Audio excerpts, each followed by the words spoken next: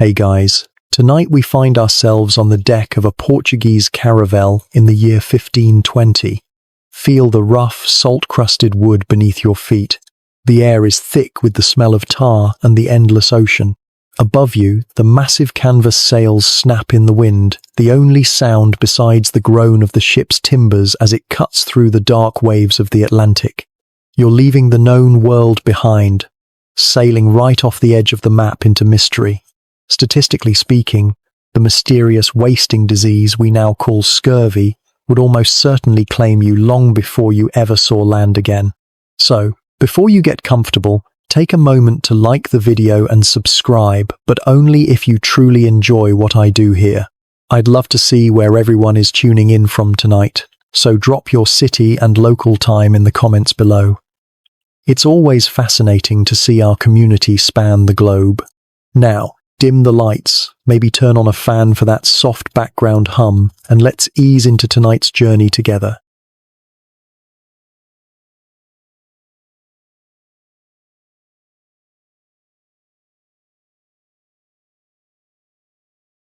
August 10th, 1520, your first entry.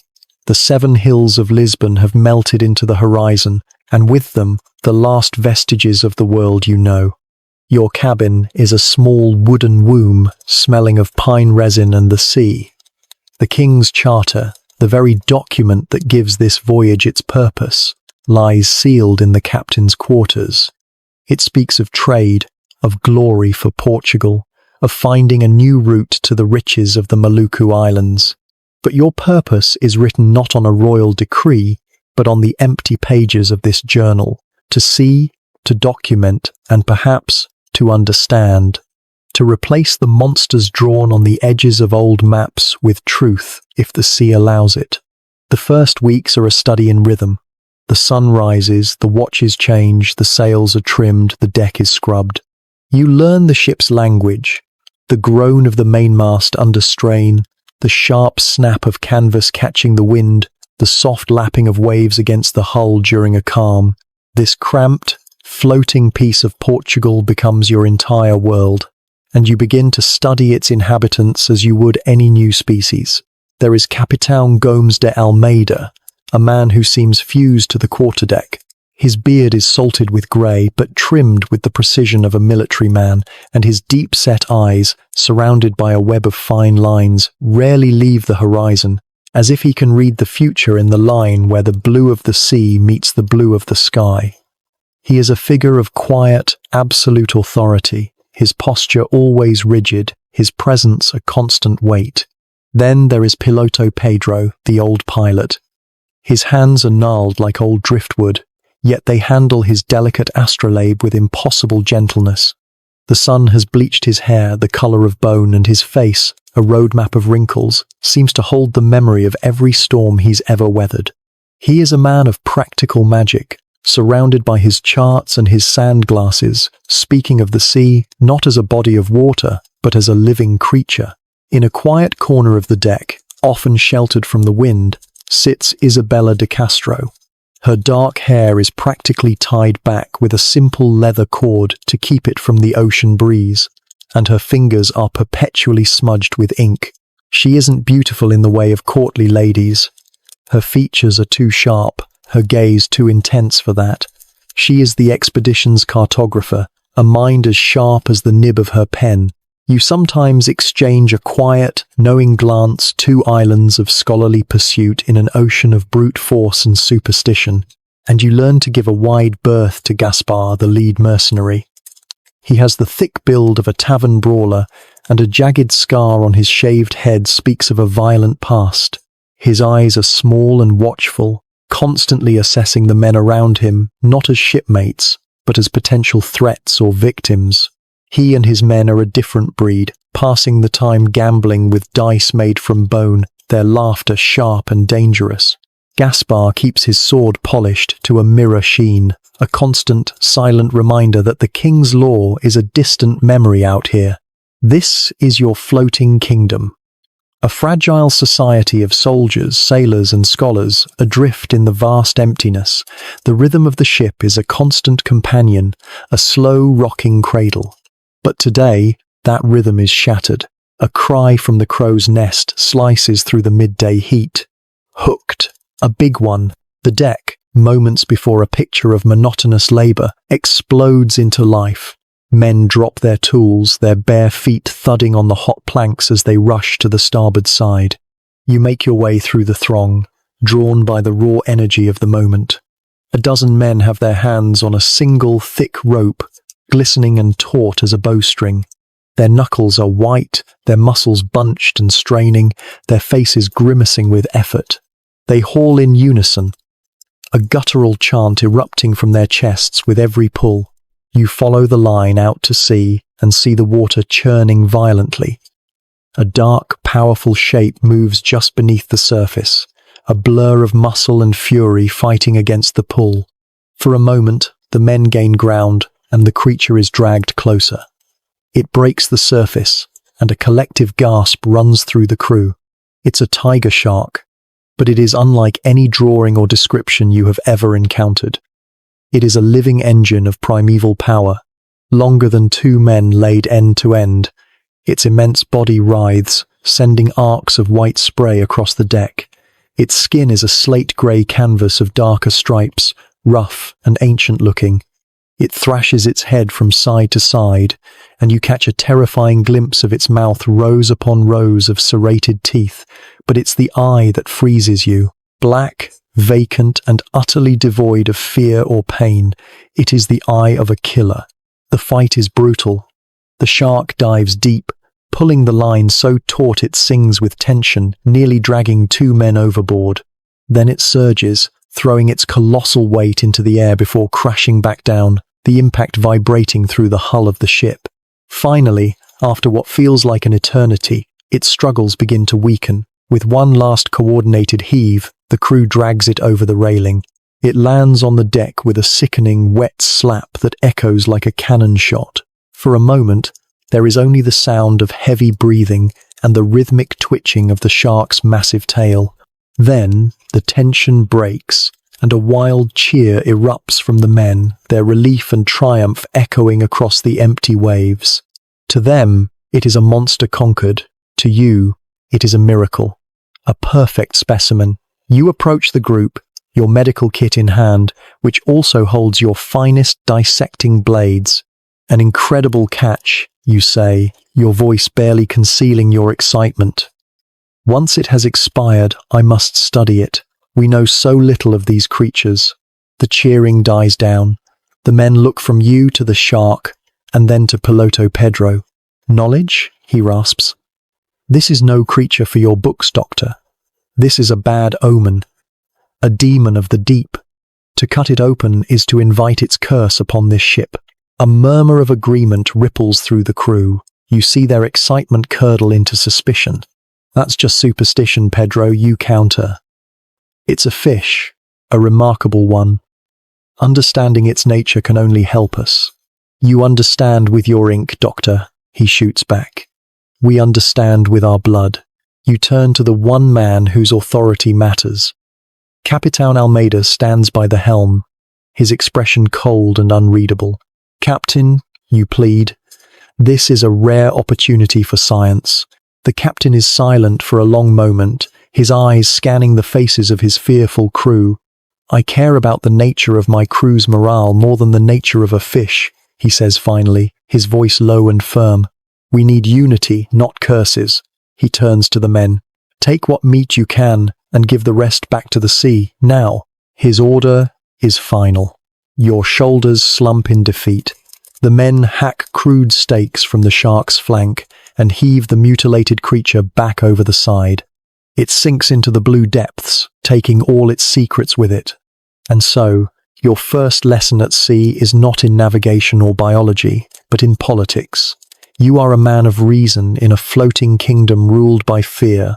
They threw away a library of knowledge today, all to appease a phantom. You fear it is not the last library they will be willing to burn on this voyage.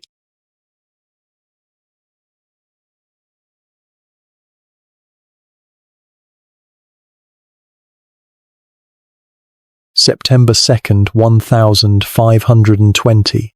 3 weeks have passed since the shark incident. An uneasy peace has settled over the ship, the kind that feels more like a held breath than a state of calm. You have fallen into the ship's rhythm, a routine dictated by the sun and the sails. Days are spent observing the sea life, sketching flying fish with Isabella, and holding quiet, informal clinics for the sailors' various aches and ailments. You've started to feel a fragile sense of place here, a purpose. You document, you observe, you heal. It is a simple, scholarly existence. But you have learned that on this ship, simplicity is a luxury, and peace is merely the pause between storms. The eruption, when it comes, is sudden and ugly. It doesn't start with a roar, but with a low, venomous argument near the forecastle, where Gaspar's soldiers are gambling. You hear the slap of dice against a wooden crate, then a voice raised in accusation, thick with anger. It's followed by the scrape of a bench and a guttural cry. You look up from your journal to see 2 sailors locked in a clumsy, desperate scuffle. It's not a noble fight. It's a tangle of flailing limbs and furious curses over a few silver coins. One man has a bloody nose, the other has a torn shirt. Gaspar and his mercenaries watch with amusement, making bets on the outcome. The fragile peace of the ship is shattered. Before the first proper punch can land, a shadow falls over them. Capitan Almeida has moved from the quarterdeck with a silence that is more terrifying than a shout. His presence is enough. The fight freezes, the 2 men panting, their anger instantly replaced by stark fear. The captain does not ask who started it. He does not ask what it was about. He simply looks at the 2 of them, then at the silent crew who have gathered to watch. "The articles are clear," he says, his voice cutting through the humid air. "No brawling amongst the crew. You have endangered the order of this vessel." He points to the mainmast. "Tie them." There is no trial, no defense, just the sentence. Gaspar's men, grinning now, roughly seize the 2 sailors and lash their wrists to the solid wood of the mast, their backs exposed to the crew and the Sunday. You feel a cold knot form in your stomach. You see the boatswain approach with the cat-o'-nine-tails, a whip of 9 knotted leather cords, each one tipped with a small lead weight. This isn't discipline, it's butchery. You step forward, your medical duty compelling you to speak. "Captain," you say, your voice calm but clear, "with all due respect, this punishment is dangerously severe. 20 lashes with the cat. In this heat, the wounds will fester within hours. A man could be crippled, lose the use of his back. It serves no purpose to lose 2 able-bodied sailors to infection." Capitan Almeida turns his head slowly to face you. His eyes are like chips of flint. He is not angry, he is something far colder. He is absolute. "Doctor," he says, his voice dangerously low, "I am tending to the health of this ship. You are merely tending to the health of its limbs. I will cut off a limb to save the body, without hesitation. There will be order. This is the only medicine that works for the disease of indiscipline. That is my final word on the matter." He turns away, a clear dismissal. You are powerless. You stand among the silent crew, forced to watch as the boatswain takes his stance. The only sound is the whistle of the whip through the air, followed by a sickening wet crack as it strikes flesh, and a man's choked gasp. 1 lash, then another, and another. You clinically observe the damage, your mind cataloguing the deep, parallel welts that quickly turn from red to purple, the skin breaking, the blood welling up and tracing paths down their backs. When it is over, the 2 men hang limply from their bonds, their backs a horrifying tapestry of raw, bleeding flesh. "Cut them down," the captain orders. "Doctor, see to your duty." You approach as they are laid face down on the deck. The smell of sweat and blood hangs heavy in the air. With Isabella quietly bringing you fresh water and linen, you set to work.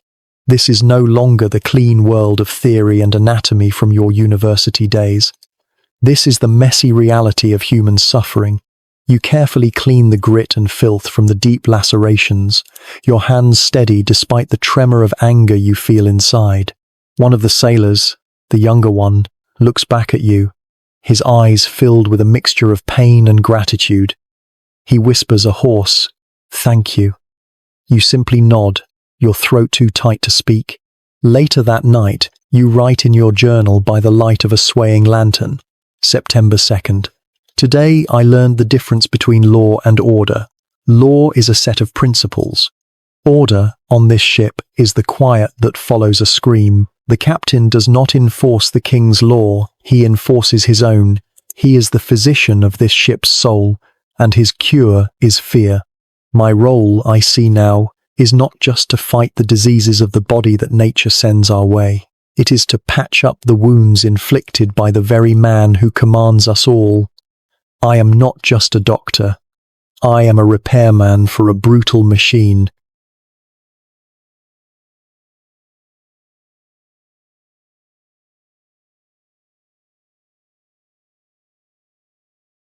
October 5th, 1520. It has been a month since the flogging, and the scars on the sailors' backs have healed into pale, jagged lines, but the ship carries a deeper wound.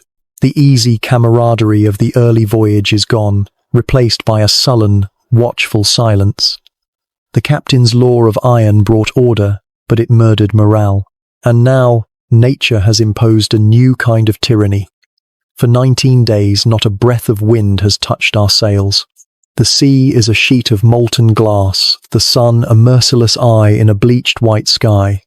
We are adrift in a profound and terrible silence, a perfect prison from which there is no escape. The world has been reduced to this floating piece of timber, and the heat is beginning to bake the sanity from us all. The days bleed into one another, each one a mirror of the last. The ship's timbers, no longer flexing to the rhythm of the waves, bake and crack in the heat. The tar in the seams grows soft and sticky. The monotonous work continues, but it is a ghost of a routine. The men move slowly, their bodies slick with sweat, their eyes hollow. The real trouble, as it so often does, begins in the gut.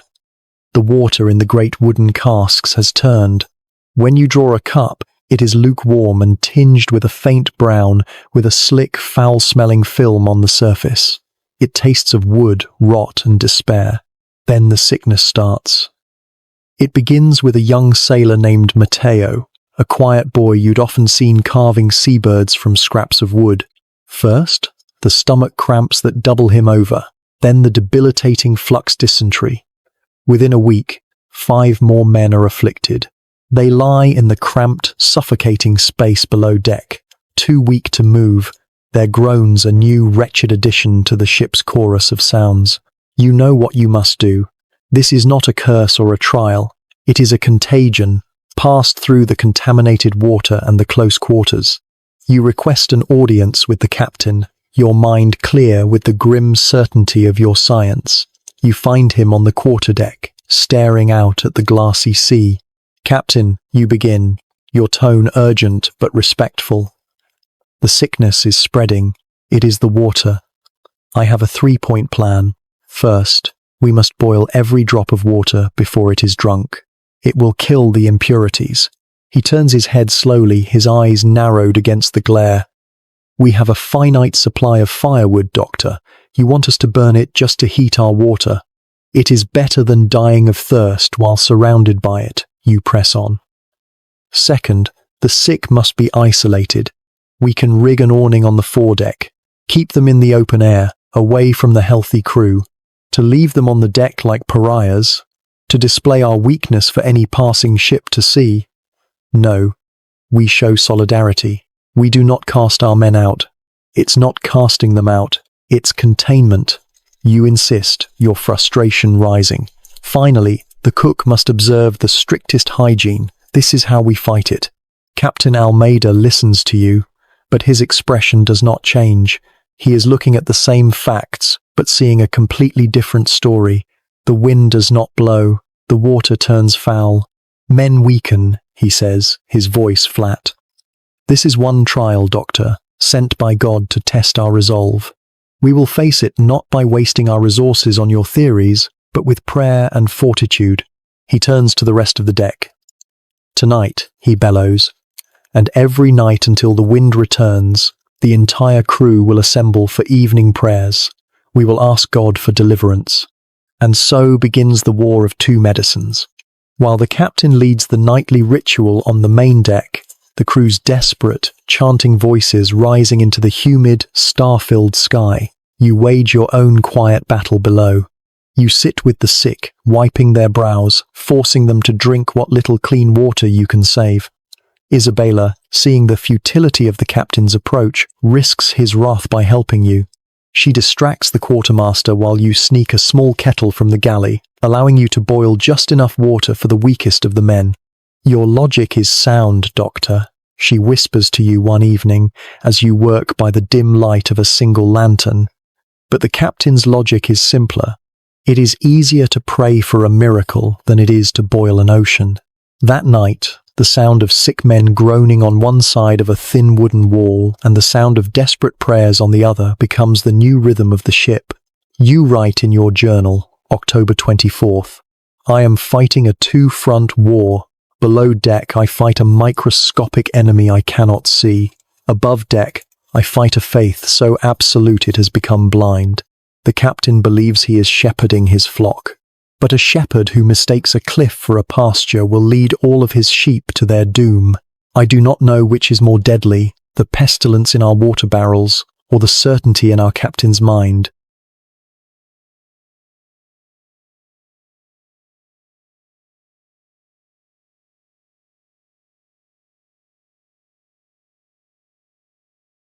December 1st, 1520.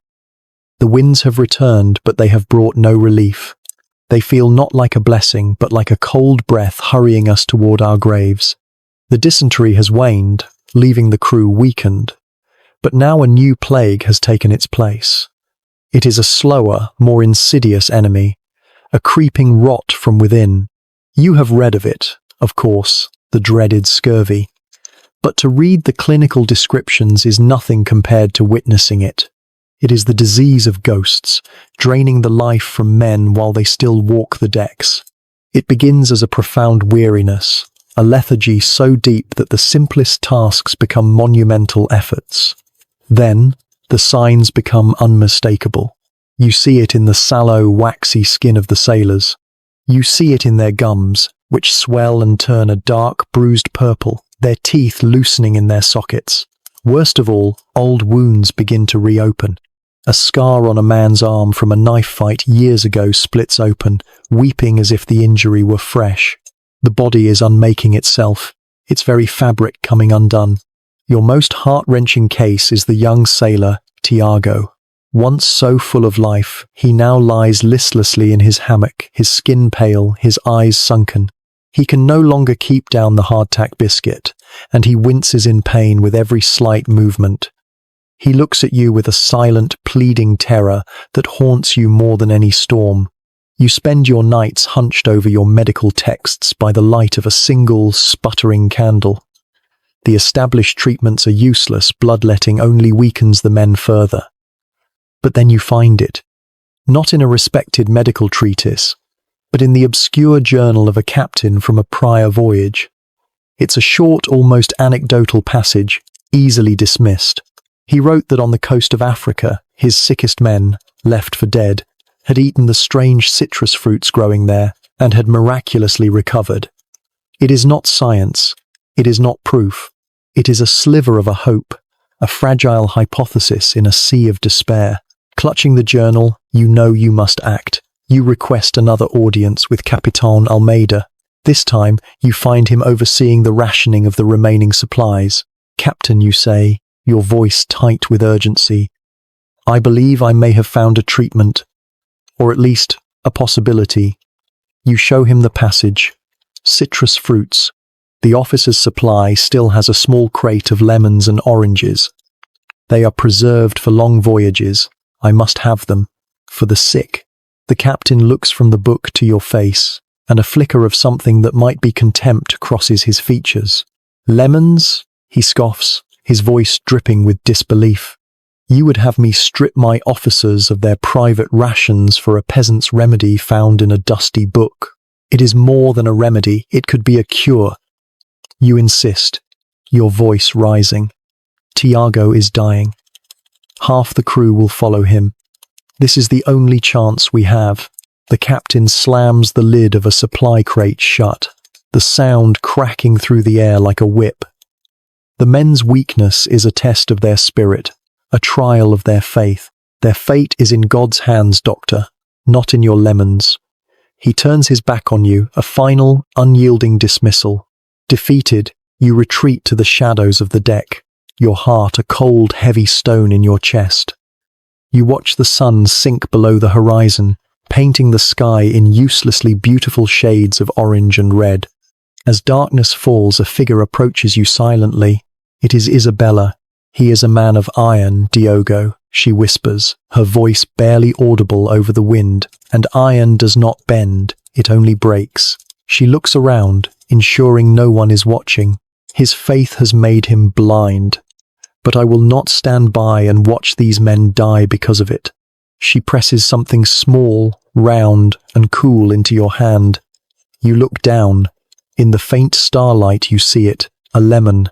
"I have access to the officers' stores," she continues, her eyes locked on yours. "They will not miss 1 or 2 a day, if I am careful. But if we are caught..." You understand the risk she is taking. Theft on a king's ship is a flogging offence. Stealing from an officer's supply is mutiny. The punishment is the rope. "Isabella, you cannot." "I can," she interrupts, her voice fierce. "God gave you a mind to reason with, Diogo. It would be a greater sin not to use it." She gives you a final, determined nod. "Meet me by the stern castle after the evening watch. Do not be seen." And so begins the most dangerous gamble of your life. Every night, under the cloak of darkness, you conduct your secret experiment. Isabella slips you a precious lemon, and you retreat to the suffocating confines of your cabin. You carefully squeeze every drop of the sour juice, mixing it with a little water. Under the guise of administering a special herbal tonic to ease their pain, you give the hidden medicine to Tiago and one other gravely ill sailor. They drink it, unaware of the treasonous act of hope they are swallowing. That night, as you listen to the ship groaning around you, you write in your journal, "December 15th, I have committed a crime.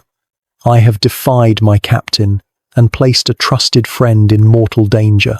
All for a theory based on a dead man's scrawled words. Now, I can only watch and wait and pray not to the captain's silent God, but to the fragile science I have staked our lives upon. Every day, I check on Tiago, searching his eyes, his skin, his gums, for any sign of change. So far, there is nothing. Only the slow, steady march of death.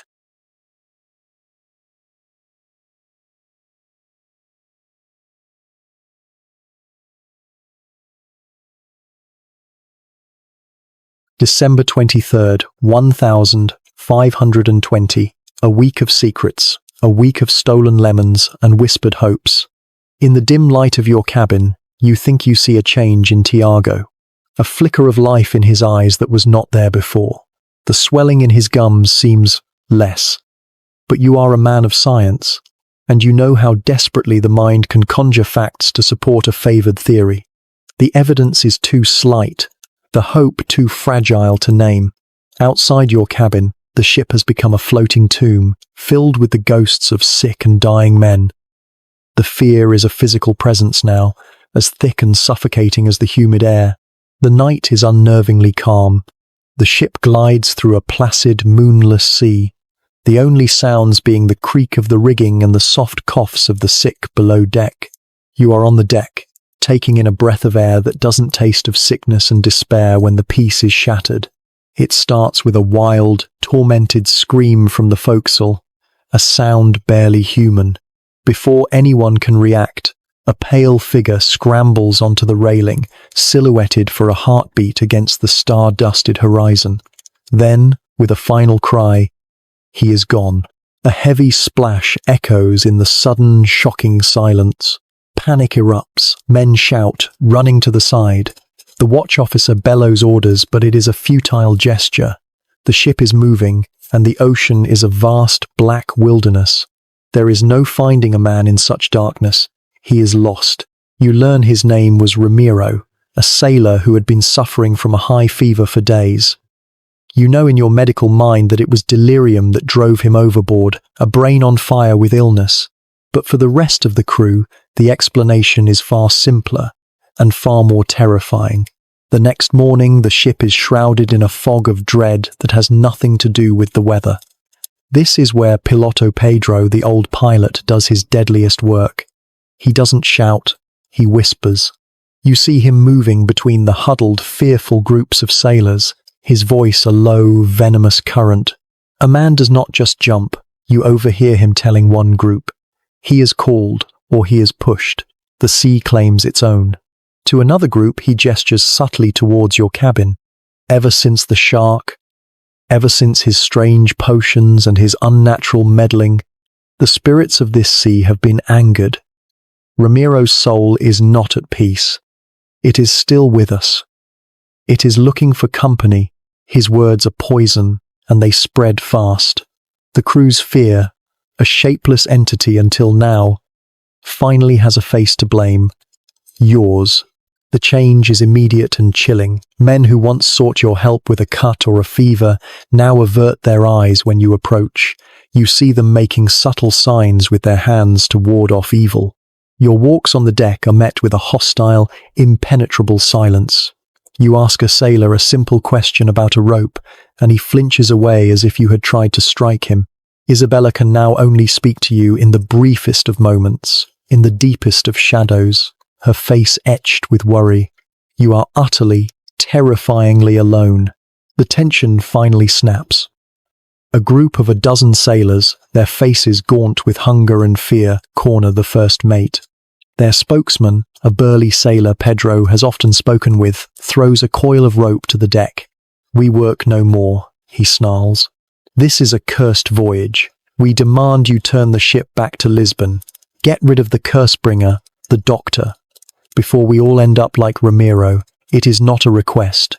It is the first tremor of a mutiny. Suddenly, a voice cuts through the standoff, as cold and sharp as a shard of ice. "Pick up the rope." Capitan Almeida has appeared, moving with that same deadly quiet. He stands before the ringleader, who is a head taller and broader than him. The sailor hesitates. "I said," the captain repeats, his voice dangerously soft. "Pick it up." When the sailor still doesn't move, the captain's action is faster than a striking snake. He doesn't draw his sword. He steps forward and smashes the pommel of his dagger into the man's face. There is a sickening crunch of breaking bone and cartilage. The man collapses to the deck, screaming and clutching his ruined nose. The captain stands over the writhing sailor, his eyes sweeping across the terrified faces of the other would-be mutineers. "The next man who refuses an order will not be so fortunate," he says, his voice never rising above a calm, menacing tone. "This ship is not turning back. We will continue our mission, or we will all die trying. The sea may take you, the sickness may take you, but I assure you, my justice will be swifter than either. Now get back to work." The men scatter, their rebellion instantly crushed, replaced by a more immediate and tangible fear. That night, the only sound is the wind. The silence of the crew is absolute, a silence born of pure terror. You write in your journal, your hand shaking slightly. "The captain saved the ship's order today, but he did not save me. He simply aimed the crew's fear back where he wants it. I am the lightning rod for their superstition, a convenient monster to blame for their misery. I am completely alone now. My only hope lies in a stolen fruit and a dying boy." You make your way to Tiago's hammock. In the dim light, you lift his eyelid. His eye seems clearer. You press a finger to his gums. They are still swollen, but when you pull your finger away, you are sure of it. They bleed just a little less than yesterday.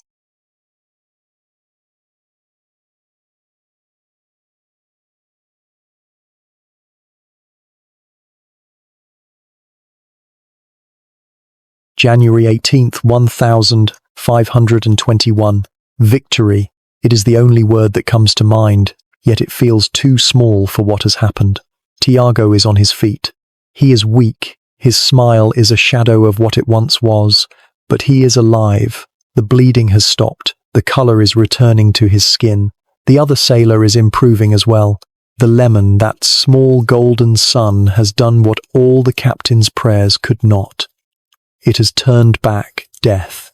Isabella and you share a secret, triumphant glance across the deck, a bond of treasonous success that no one else can understand. The crew's fear of you has been replaced by a grudging, confused respect, but the ship remains a place of ghosts, and the captain's silence on the matter is heavier than any reprimand. He knows something has changed, but his pride will not let him ask what. The first sign of the new world is not seen, but felt. A change in the air. For weeks, the wind has carried only the clean, sterile scent of salt and distance. But this morning, you catch a new fragrance on the breeze, something rich, loamy, and alive. It is the smell of damp earth, of decaying leaves, of pollen from a million unknown blossoms. You stand at the railing, inhaling deeply, your naturalist's mind racing. This is the scent of a continent. Later, you spot a bird, a flash of impossible blue and emerald green, utterly alien to the gulls and albatrosses of the Atlantic. It circles the mast once, then flies west. You watch it until it is a speck, your heart pounding with a new kind of excitement, hope. Then, hours later, the cry comes from the crow's nest. A cracked, joyous, weeping shout. Terra! Terra a vista! The words are a jolt of electricity through the exhausted vessel. The deck, a moment before quiet with grim routine, erupts. Men who have been hollow shells for months now scramble up the rigging for a better view. They point, they shout, they weep openly. You see Tiago leaning against the railing, tears streaming down his face. This is the moment they have all prayed for, suffered for, and nearly died for. In the distance, a thin, dark line separates the sea from the sky, a line that slowly thickens into a smudge of deep, vibrant green. As you draw closer over the next day, the raw scale of it becomes apparent. This is not some small, sandy island. This is a vast, formidable coastline, a solid wall of vegetation that seems to rise directly from the sea. There are no welcoming beaches, no signs of harbours or towns. It is a world untouched, primordial. The initial euphoria on the ship begins to temper, replaced by a profound sense of awe and a sliver of newfound fear. The captain, his face an unreadable mask, proves his skill. He guides the caravel along the coast for hours until he finds what he is looking for, a wide, calm river mouth, its water the colour of dark tea, offering a safe passage inland. As you leave the choppy blue of the ocean and enter the smooth, silent water of the river, the world changes completely. The vast open horizon is gone, replaced by the towering green walls of the jungle on either side. The sounds of the sea, the wind, the waves die away. A new soundscape envelops you, a deafening, multi-layered chorus of unseen life. The screech of birds, the rhythmic chirping of insects, the guttural call of some unknown animal deep within the trees. The air grows thick, humid, and heavy with the scent of flowers and rot. The ship, once a master of the vast ocean, now seems small and fragile, an intruder in this ancient, living cathedral. The crew falls silent. Their boisterous celebration has vanished, replaced by wide-eyed apprehension. They grip the rigging, their gazes scanning the dense, dark trees, searching for any sign of movement. You stand on the deck, a profound question echoing in the oppressive silence. Are you the first civilized men to ever witness this? Is this God's promised land, a new Eden offered as a reward for your suffering?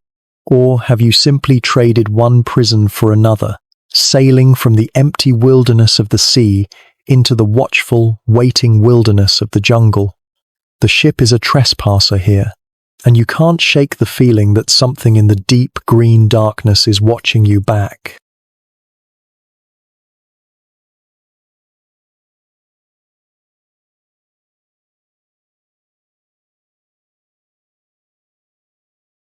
January 25th, 1521.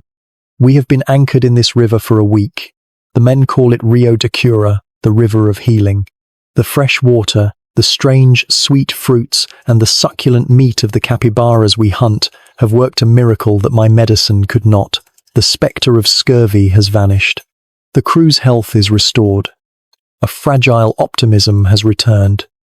This world is a paradise, a land of impossible colors, of deafeningly vibrant life. It feels pure, untouched by the plagues and politics of Europe. In my quiet moments, you allow yourself to believe we have found a kind of Eden. It is a foolish, scholarly notion. Eden was not made for men like us. The first encounter happens at dawn. A single, long canoe carved from the trunk of a massive tree glides out of a tributary. It moves with an eerie silence, propelled by 6 men whose bodies are adorned with intricate red and black paint. They are not fearful, but cautious, their powerful shoulders and steady gaze telling of a people perfectly at home in this world. They watch us, and we watch them, 2 realities staring at each other across a shimmering expanse of water. Captain Almeida, ever the tactician, dictates the terms of contact with rigid precision. A small party, no visible weapons, gifts to show peaceful intent. He chooses you, for your scholarly disposition, Isabella, to document the meeting, and a nervous friar clutching a large wooden cross. The first meeting is a thing of silent wonder. You exchange hawks' bells and mirrors for baskets of fruit and carved idols. For a brief, perfect afternoon, it is a true meeting of worlds. But paradise is a fragile thing. Days later, Gaspar and his mercenaries are allowed to join the shore party to oversee the trade. His eyes, fixed on the natives' small gold ornaments, burn with a triumphant, predatory light. The peace is poisoned. The bartering, once a gesture of goodwill, becomes a rapacious exercise in exploitation.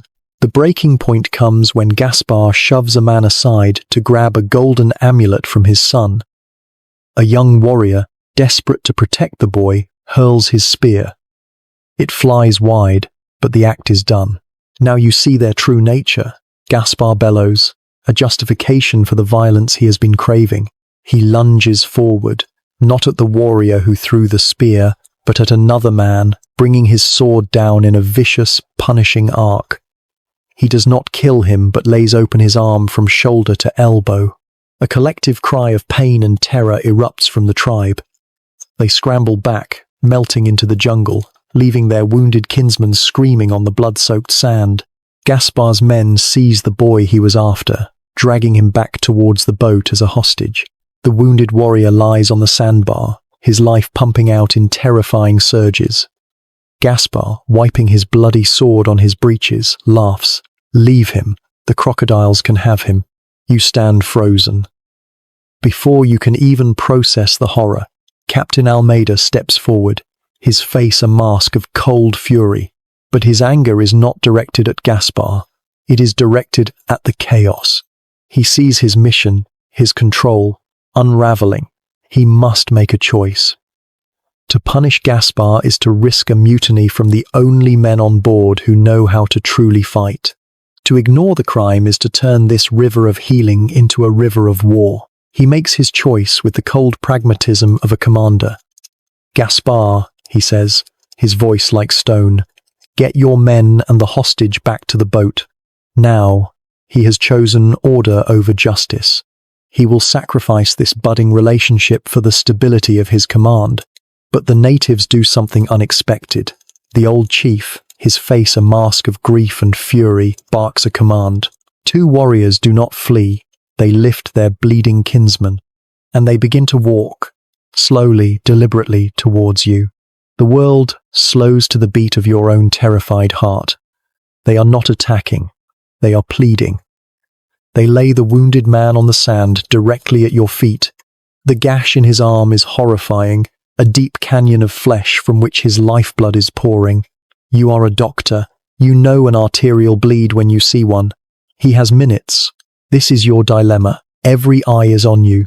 Gaspar's stare is a physical weight, a silent, deadly threat promising revenge if you interfere.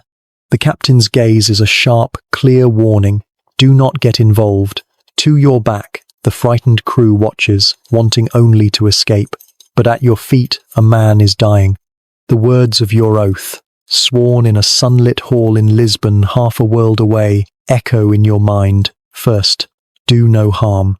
You look at the wounded man's eyes, wide with pain and fear. You look at the old chief, who meets your gaze not with a challenge, but with a desperate human appeal, and you make your choice.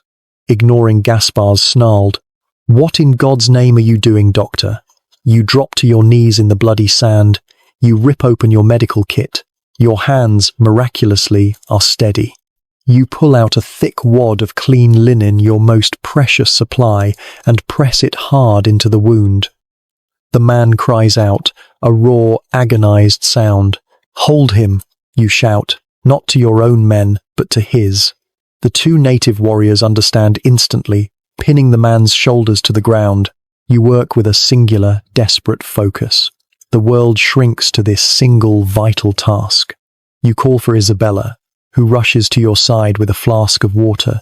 You clean the wound as best you can, your fingers probing the horrific damage. You see the severed artery, pulsing weakly. It is a death sentence. But you pack the wound, bind it with all your strength, creating a brutal makeshift pressure dressing. It is crude, it is medieval, but it is his only chance. After an eternity, the bleeding slows from a torrent to a sluggish ooze. The man has fallen unconscious, but he is breathing. You have done it. You have saved him. You look up. The air is thick with a new, dangerous tension.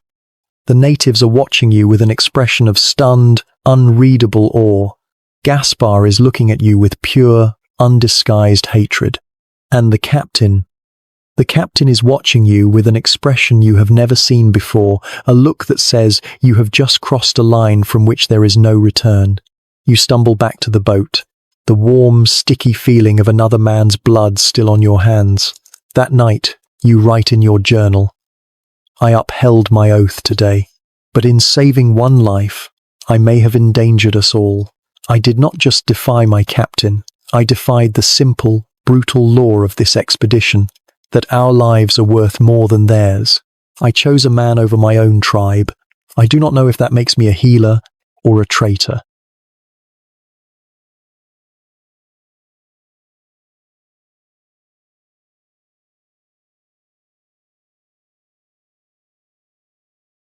Excellent. Here is Chapter 8, picking up in the tense moments immediately following your fateful decision on the riverbank. Chapter 8, A Fragile Trust. January 26th, 1521. I write this not from my desk, but from the floor of my cabin, where I have been confined since yesterday's events. The door is barred from the outside. I am a prisoner.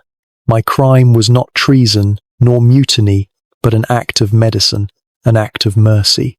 After I bound the warrior's arm, a tense silence held the world in its grip. The native chief looked at me, a long, unreadable stare, then gave a sharp nod. His men lifted their wounded companion and vanished into the trees as silently as they had appeared. The walk back to the boat was the longest of my life. Gaspar's men flanked me, their hands never straying far from the hilts of their swords. Their hatred was a palpable thing, a heat I could feel on my skin. The captain said nothing, his face carved from stone. He did not order me flogged or put in irons. He simply ordered me locked away. For a day and a night, you are left in solitude. Your world shrinks to the 4 wooden walls of your cabin and the small circular porthole that offers a frustratingly limited view of the vibrant world outside. You are brought water and hardtack biscuit by a grim-faced sailor who refuses to meet your eye. Through the hull, you hear the life of the ship continue without you, the changing of the watch, the calls of the officers, the low murmur of the crew. You are surgically removed from the body of the expedition, an undesirable element now under quarantine. You sit with the weight of your choice, replaying the scene on the sandbar again and again, wondering if you saved a man only to condemn yourself. The next morning, the ship's routine is broken by a different kind of commotion. It's not the sound of anger or alarm, but a low buzz of confusion and disbelief. You press your face to the porthole, craning your neck. You can just see it. On the same sandbar where the blood was spilled, a single large canoe rests. It is filled to the brim with mounds of yellow and purple fruit, yams and woven baskets. But there is no one there. It is an offering, a message. You hear the captain's voice from the deck, sharp and cautious, ordering a party ashore to inspect the gift. A while later, the first mate reports to the captain, his voice loud enough for you to hear through your door. "It is as we saw, Captain, a gift, no traps. There are herbs here as well, bundles of leaves and roots we have never seen." You hear the captain's grunt, a sound of reluctant acknowledgement. Your action, which he saw as a breach of discipline, has yielded a result his threats could not, a gesture of peace. Later that night, long after the last bells of the evening watch, you hear a faint scratching at your door. The bar is quietly lifted, and the door creaks open. Isabella slips inside, a small lantern in one hand, casting dancing shadows on the walls. She moves with a furtive urgency. "I cannot stay long," she whispers, placing a bundle of dark, fragrant leaves on your small table. These were in one of the baskets. "I thought you should see them." You pick up a leaf, crushing it between your fingers, inhaling its strange, medicinal scent. They understood. You breathe, a wave of relief washing over you. "This is a gesture of gratitude." "It is," she says, her face grim in the lantern light. "But the goodwill of the tribe is not shared by everyone on this ship." She leans closer. "You must be careful, Diogo. I have heard Gaspar talking to his men. He says a doctor who sides with savages is no different from a savage. He said your oath will not stop a knife in the dark, especially when we are at sea again and your skills are less essential. The chill that runs down your spine has nothing to do with the night air. The threat is real. It has a name and a face." "The captain?" you ask. "The captain sees only the mission," she replies, shaking her head. "He will keep you alive as long as you are useful. After that, you are on your own." She places a hand on your arm, her grip surprisingly firm. "You did the right thing. Do not ever doubt that. But the right thing is rarely the safe thing. Be watchful." She slips out as silently as she came, the bar sliding back into place with a soft thud.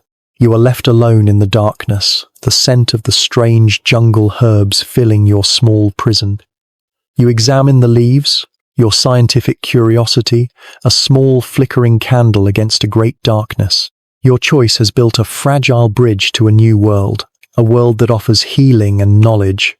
But that same choice has marked you for death in your own world, this small, violent kingdom of wood and iron.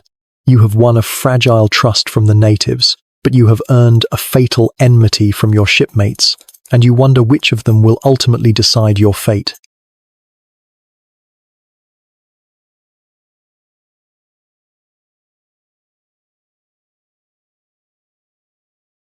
January 30th, 1521.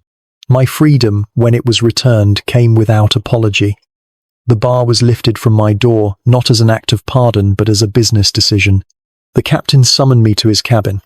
He did not offer me a seat.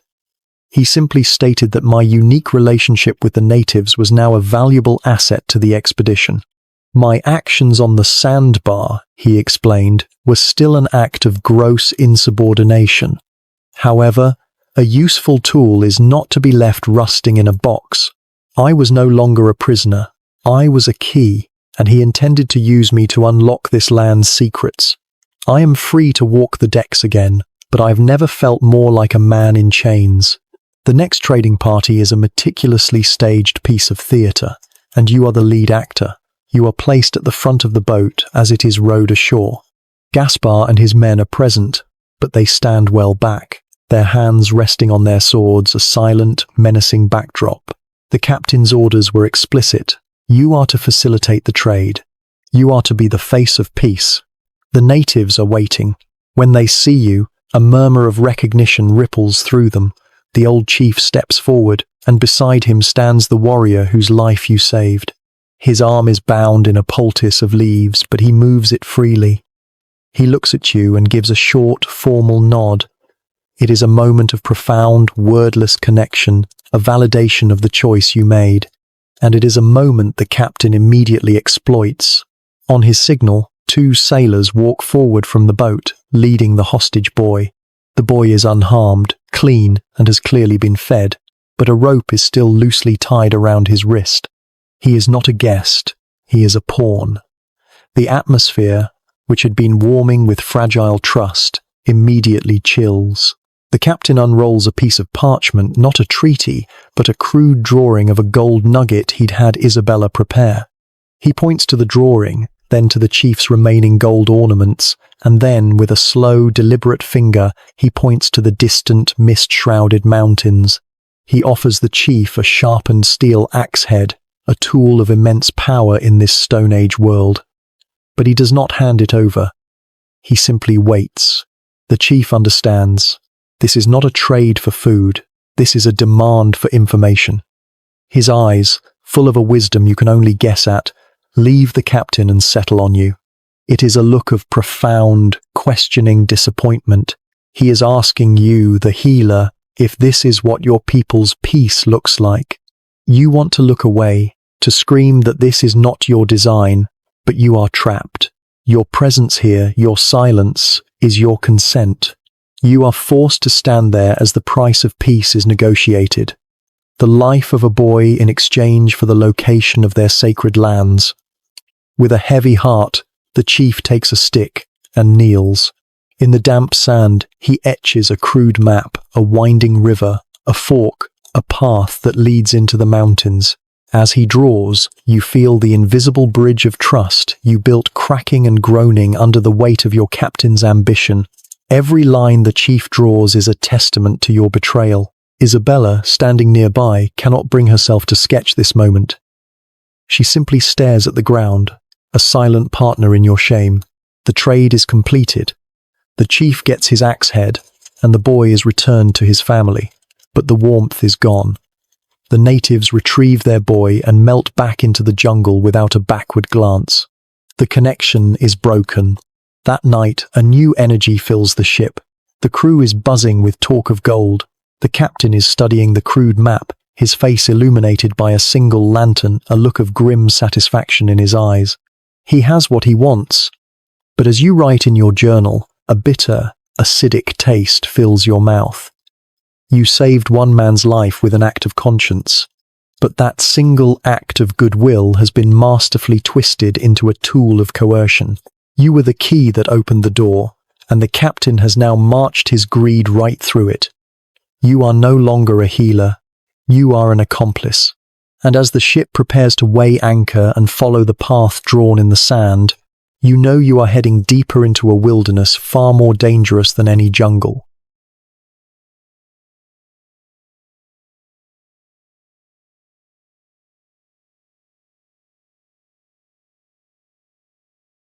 February 5th, 1521. We have been pushing our way upriver for a week, following the crude map extorted from the chief. The jungle grows denser, the air heavier, as if we are traveling deeper into the planet's very lungs. The trade continues, but it is a strained, joyless affair. We offer steel, and they offer food and guidance, but the warmth of our first encounter is gone. It is a relationship built on leverage, not trust.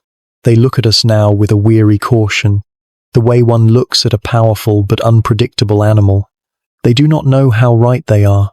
The first sign of the serpent appears during a brief trade for cassava root. It is so small, so insignificant, that you barely register it. A native child, the son of the warrior whose arm you healed, stumbles while carrying a basket. His father steadies him, and you notice the boy is flushed. He lets out a weak, rattling cough. His mother quickly pulls him behind her, out of your sight. You see a sick child, a common catarrh, a fever that will pass. You have treated 1,000 such coughs in the crowded, damp streets of Lisbon. You feel a momentary pang of clinical pity. but your mind is occupied with cataloguing the new species of heron you saw nesting in the mangroves. You do not give the boy a second thought. It is the most catastrophic mistake of your life. A week passes. After navigating a confusing series of tributaries, the captain orders the ship back to the main settlement to replenish supplies and force the chief to clarify the route. The moment you see the village, you know something is terribly wrong. The usual sounds of life, children's laughter, the chatter of women, the thud of work are gone. An eerie quiet hangs in the humid air, broken only by a low, mournful chanting and the hacking sound of racking coughs. A thin, greasy smoke, smelling of strange burning herbs, drifts through the trees. You step ashore into a scene of devastation. The village has become a hospice. Dozens of people lie limply in their hammocks, their bodies trembling with fever, their faces slick with sweat. The sickness is everywhere, affecting the very young and the very old with the most savage ferocity. Their healers move among them, applying poultices and chanting incantations, but their medicine is useless against this invisible enemy. This is not a native illness. This is our illness. The old chief approaches, his face a mask of grief. But it is the shaman who confronts you, his body trembling with a mixture of sorrow and rage. He points a trembling finger, not at the captain, not at Gaspar, but directly at you. He unleashes a torrent of words in his own tongue, the meaning clear through his gestures. He points to the sick and dying children. Then he touches his own chest and makes a motion of something entering, something spreading like a poison. He then points at you and mimics your healing touch on the warrior's arm, but his expression is one of horror. The message is unmistakable. Your touch, once seen as a miracle, is now seen as the source of the plague. They believe you healed one man only to deliver a far more terrible curse upon them all. The trust has not just been broken, it has curdled into a deep and profound hatred. The chief throws the steel axe head, the price of his betrayal, onto the ground at your feet, a gesture of ultimate rejection. Back on the ship, the atmosphere is dangerously tense. The route to the gold is now blocked by a hostile, dying tribe. This is the moment Gaspar has been waiting for. He storms up to the captain on the quarterdeck, his voice loud enough for the entire crew to hear. "I told you so, Captain," he snarls. "This is what comes of treating them with a soft hand. They are weak, treacherous, and they blame us for their own frailties. Now they are dying. In a month, this whole tribe will be ghosts. We must strike now, take what we came for by force, and be done with it. We go in, we take the gold, and we leave this cursed river to its dead." Captain Almeida says nothing, his face grim. Your diplomatic value has evaporated. Your peaceful approach has, in a terrible irony, led to this disaster. And Gaspar's brutal logic is starting to sound like the only option left. Later, in your cabin, the horrifying truth settles upon you, a weight far heavier than any you have ever known. It was not a curse, it was you. The cough you ignored, the common sickness of Europe, is a lethal plague here. Your hands, which stitched a sword wound and offered a piece of fruit, also carried an invisible pestilence. You, the healer, have been the vector. You, the man of science, have been a walking contamination. The serpent in this garden was not Gaspar's greed or the captain's ambition, it was you. And as you listen to the low, angry murmur of the mercenaries preparing their weapons, you realize that in your attempt to save one life, you may have just signed the death warrant for an entire people.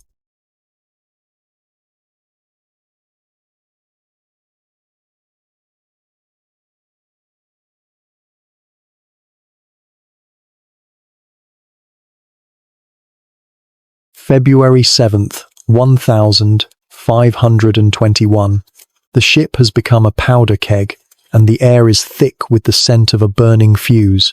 We are anchored in hostile waters, our food supplies dwindling, our mission a catastrophic failure. Gaspar and his mercenaries move about the deck with a restless, predatory energy, their swords loose in their scabbards. They look at the captain no longer with obedience, but with contempt. They look at you with open hatred. The crew is terrified, caught between the captain's crumbling authority and Gaspar's rising ambition. The ship does not feel like a vessel on a royal mission.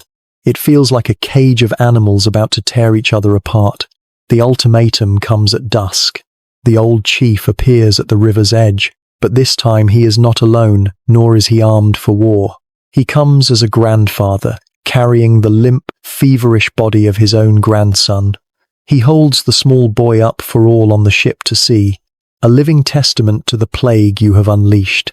His voice carries across the water, a river of grief and rage in a language you do not understand but whose meaning is terrifyingly clear.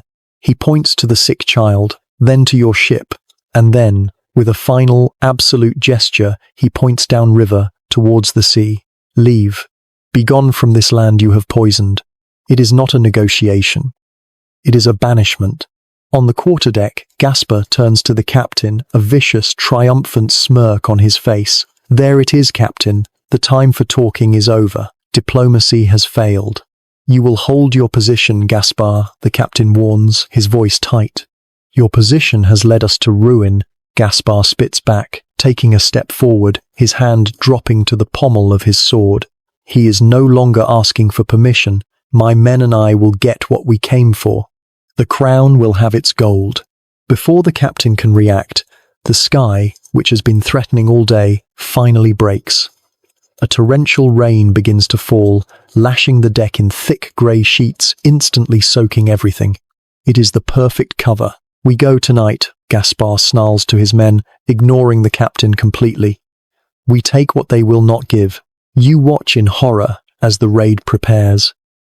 It is a rogue operation, a mutiny of purpose, if not of command. The mercenaries move in the downpour with grim efficiency, checking the priming of their arquebuses under oilcloth sheets, sharpening their daggers. The rest of the crew huddles under the awnings, their faces pale with fear, silent witnesses to the captain's authority dissolving in the rain. You see Isabella by the mainmast, her hand over her mouth, her eyes wide with terror. Gaspar and a dozen of his men slip over the side into a longboat, vanishing into the churning black river and the howling darkness. The ship waits. The only sounds are the drumming of the rain and the groaning of the anchor chain. An hour passes, then two. The tension is unbearable. Then you hear it, a single muffled crack carried on the wind. The flat, ugly sound of an arquebus shot. It is followed by a horrifying chorus of screams, the high-pitched cries of the natives and the guttural shouts of the Portuguese, all blending into a symphony of violence. The return is a nightmare. The longboat emerges from the darkness, a chaotic vision of blood and desperation. They are paddling frantically, arrows sticking out of the boat's hull. They bring the chaos back with them onto the deck. 2 mercenaries are dead, left behind in the mud. 3 more are wounded, one with an arrow in his shoulder, another with a deep gash in his leg. And then you see Gaspar. His men are carrying him, his face a ghastly white in the lantern light. A short, black-feathered arrow is embedded deep in his gut. The native hostage boy is nowhere to be seen. He has escaped in the chaos. The mercenaries carry a few small heavy sacks, the pitiful price for all this bloodshed. "Doctor!" someone bellows, and you are shaken from your horrified trance. You are no longer an observer, you are a combat medic. They lay Gaspar down on the deck, the rain washing the blood from his wound into pink rivers that run between the planks. You kneel beside him, your personal hatred for the man vanishing, replaced by the cold, professional focus of a healer. The wound itself is small, but the area around it is already turning a dark, bruised purple. You know instantly. Poison. You pull the arrow out, but the damage is done. Gaspar looks at you, his eyes wide with a terror you have never seen before. The gold. He gurgles, a trickle of blood appearing at the corner of his mouth. For the king. You look at the wound, then at his face. You have no antidote. You have no knowledge of the jungle's toxins. Your European science is useless here. All you can do is try to make him comfortable as the poison does its work. The storm rages on, mirroring the chaos that has finally consumed your mission. You write in your journal as Gaspar dies a slow, agonizing death in the forecastle. His greed, which drove this entire disaster, has devoured him at last. The pressure cooker has exploded, and we are all scalded by the result. The path of diplomacy is a field of graves. The path of violence is a dead end. We have failed. We are not conquerors. We are not even explorers anymore. We are just survivors. And now, we must flee.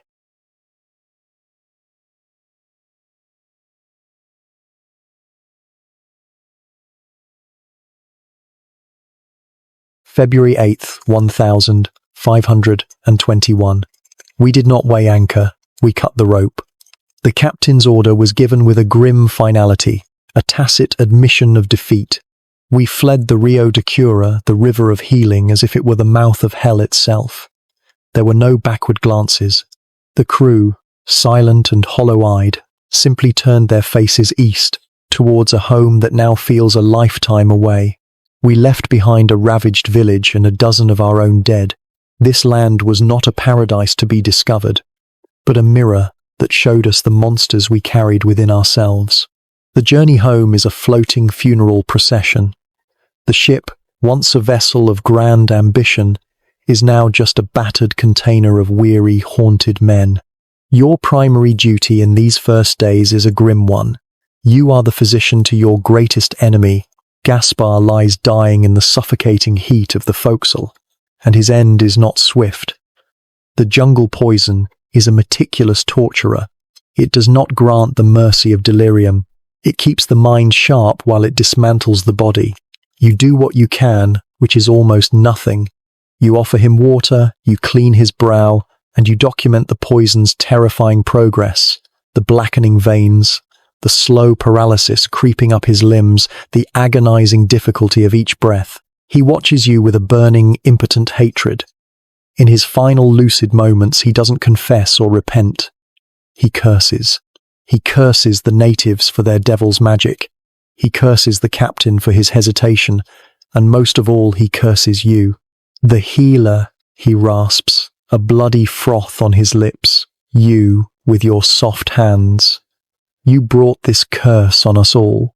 He dies before the sun sets on the third day. You perform your duty, stitching his body into a canvas shroud with a cannonball at his feet.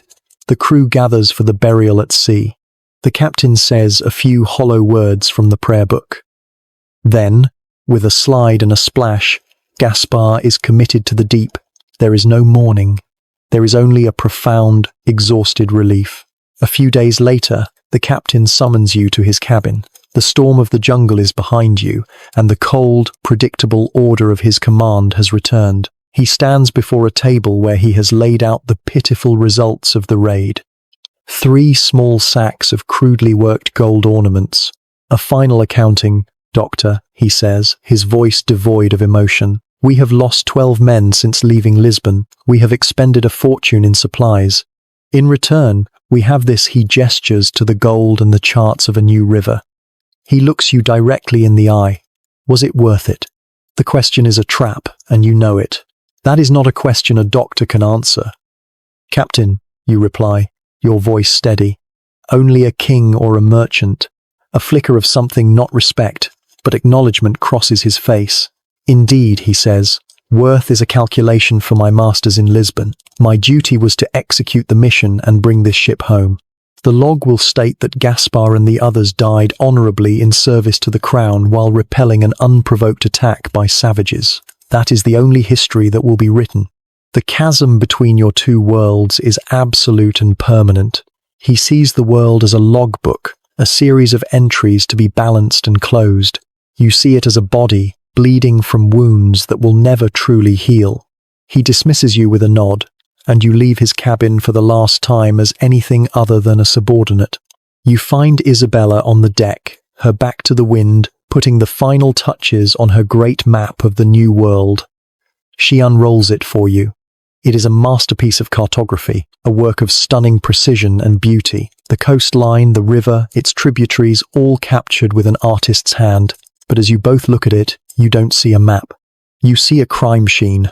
It is a perfect chart, she says softly, her voice tinged with a sadness that mirrors your own, of a place I never want to see again. She points to a spot on the river. Here is where we met them. Here is the sandbar. And here, she taps the location of the village, is where we brought them hell. The knowledge you have gained, the very reason for this voyage, feels like a burden, a spoil of war tainted by the blood spilled to acquire it. The ship sails east. Home is still months away. You have the gold, you have the maps, you have the answer to the deadly riddle of scurvy. By any measure the world will use, the voyage will be declared a success. But you know the truth. You are not returning as a triumphant explorer, you are returning as a carrier of a terrible story. The journey home is no longer a race against death, but a long, slow pilgrimage. A time to reckon with the ghosts you are carrying back with you.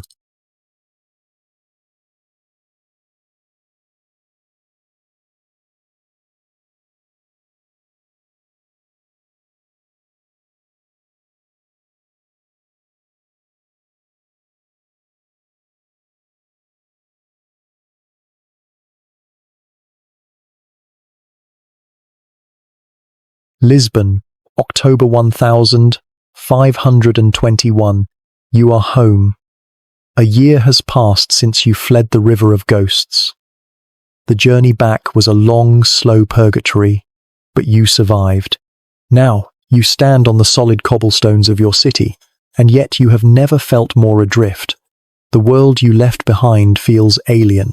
The clamour of the fish market, the smell of baked bread and sewage, the press of the crowd, it all feels loud, frantic, and suffocatingly small after the profound silence of the jungle and the infinite expanse of the sea.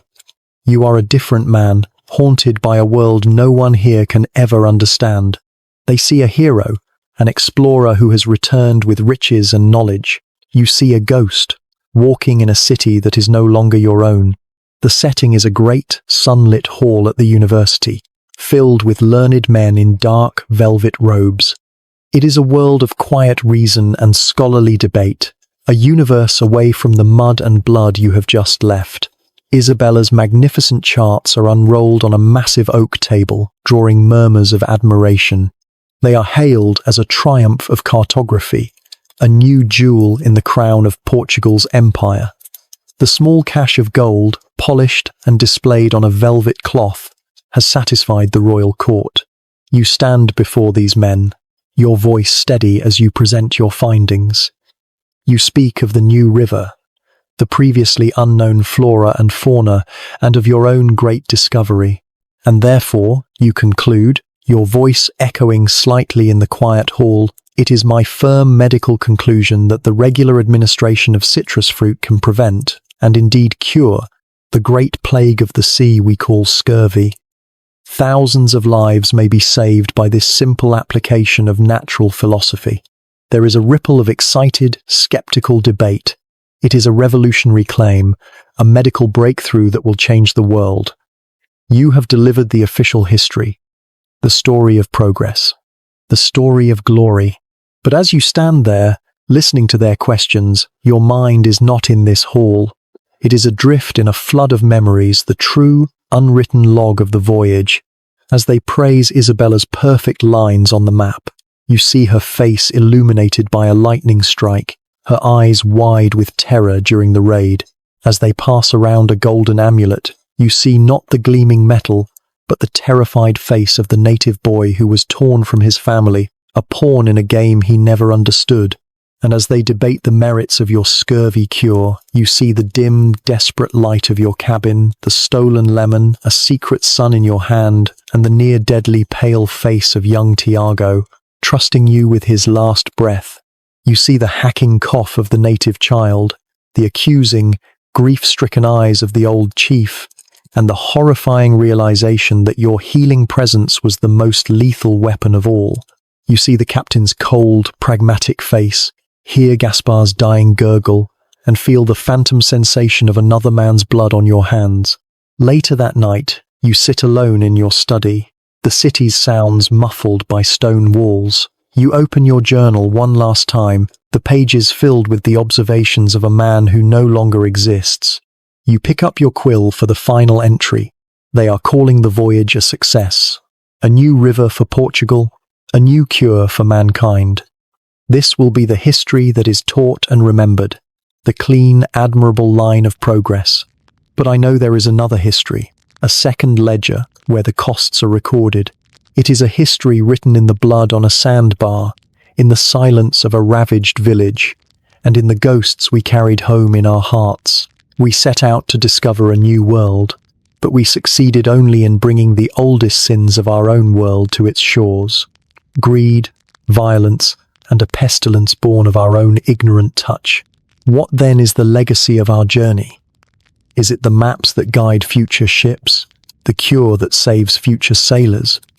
Or is it the unwritten story of the lives we shattered and the innocence we lost? Perhaps the true legacy of any great discovery is this dual truth, this terrible paradox, that every bold step forward for mankind leaves a footprint on something pure and trampled in its wake. You put down your quill and look at your hands in the candlelight. They are a doctor's hands, clean and steady, hands that can set a bone, stitch a wound, and chart the course of a disease. But you will see them for the rest of your life as they were in that moment on the riverbank. One hand holding the tools of healing, the other stained by a sin for which there is no absolution.